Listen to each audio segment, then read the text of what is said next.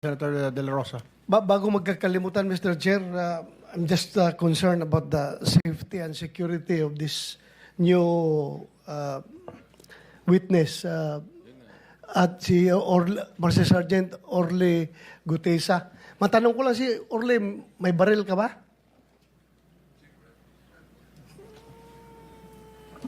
Yes, Your Honor. May service firearms po ako. Meron ka? Yes, Your Honor. May permit to carry yan? Yes, Your Honor.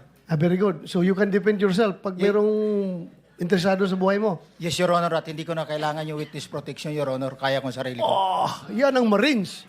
Yan ang Marines. Paano yung meron kami ritong motion sana na koberan ka ng protective custody ng Senate. Baka makatulong sa'yo. Okay lang ba o ayaw mo rin yun?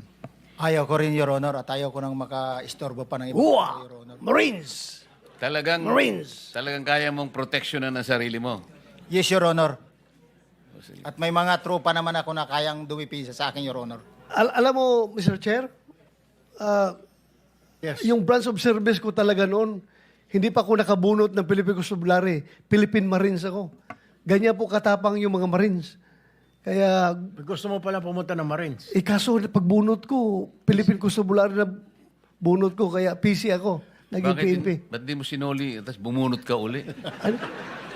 Sabi nila, yan ang kapalaran mo, huwag mong baguhin. So anyway, Mr. Orly Gutesa, ayaw mo magpa sa ilalim sa usapan.